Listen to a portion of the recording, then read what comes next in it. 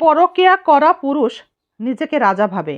পরকীয়া করা পুরুষ ভাবে, দুইয়ের অধিক নারীকে আমি চালাচ্ছি, আমাকে অনেক নারীই পছন্দ করে, নারী পটানোর গুণ আমার মধ্যে আছে। নিজেকে খুব বুদ্ধিমান, খুব চালাক ভাবে। কিন্তু আসল কথাটা কি জানো? আসল কথা, তুমি বুদ্ধিমান নও, তুমি কাপুরুষ, তুমি নষ্টা, আসলে তুমি ভীতু। একদিন তুমি নিজেই আয়নার সামনে দাঁড়িয়ে নিজেকে দেখবে আর নিজেকে ঘৃণা করবে। কিছু পুরুষ বলে স্ত্রীর ব্যবহার ভালো না, স্ত্রীর ভালোবাসা পায় না, তাই পরকীয়া করি। কিন্তু আসল সত্যটা কি জানেন? ভালোবাসা না পাওয়াটা হচ্ছে অজুহাত, আর চরিত্র নষ্টই হচ্ছে পরকীয়া করবার আসল কারণ। স্ত্রীর দায়িত্ব যে নিতে চায় না, সেই নতুন সম্পর্ক খোঁজে। তাই স্ত্রীকে দোষ দিয়ে লাভ নেই। নিজের আয়নায় একবার তাকান। সমস্যা আপনার ঘরে নয়, সমস্যা আপনার মনে। তোমাকেই বলি, এবার হিংসা বন্ধ করো, নিজের সংসারের প্রতি মনোযোগ দাও। বয়স কি আর কম হলো বলো?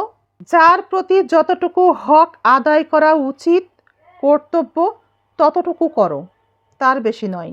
আর সংসারের ক্ষতি চেয়েও না।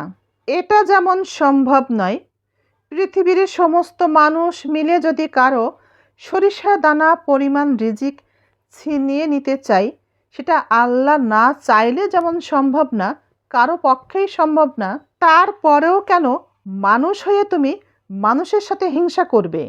আমি তা বুঝি না।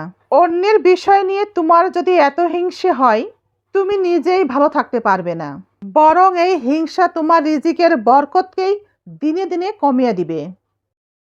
রাগের সময় কোনো সিদ্ধান্ত নেবেন না, আর খুশির সময় কাউকে কোনো প্রতিশ্রুতি দেবেন না, কারণ এই দুটি সময়ে সিদ্ধান্ত নিতে ভুল হলে নিজেই ভুগতে হয়। প্রয়োজনে একলা চলবেন, একলা থাকবেন, কিন্তু একলা থাকার ভয়ে ক্ষতিকর মানুষের সাথে কখনোই সময় কাটাবেন না।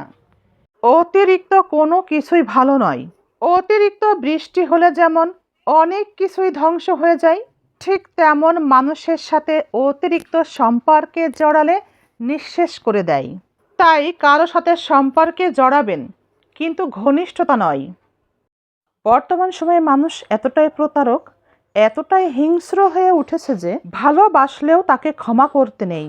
পাপকে পাপ বলার ক্ষমতা, অপরাধকে অপরাধ বলার সাহস, প্রতারককে ঘৃণা করার শক্তি, আর ভুল মানুষকে ছেড়ে আসার ক্ষমতা থাকাটা ভীষণ জরুরি। জীবনের এই পর্যায়ে এসে এতটুকুই শিখেছি, জীবনের সবার সাথে সম্পর্ক রাখো, কিন্তু কারো কাছে কিছু আশা করো না, কারো উপরে ভরসা রেখো না। নয়তো দেখবে যার উপরে সব থেকে বেশি আশা রেখেছিলে, সেই কিন্তু সব থেকে বেশি কষ্ট দিবে।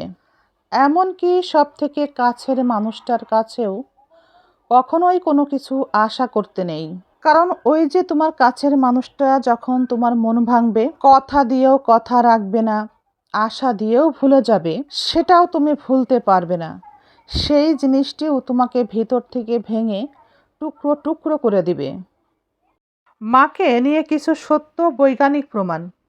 মায়ের চোখের দিকে তাকালে হতাশা এবং দুশ্চিন্তা কমে যায়।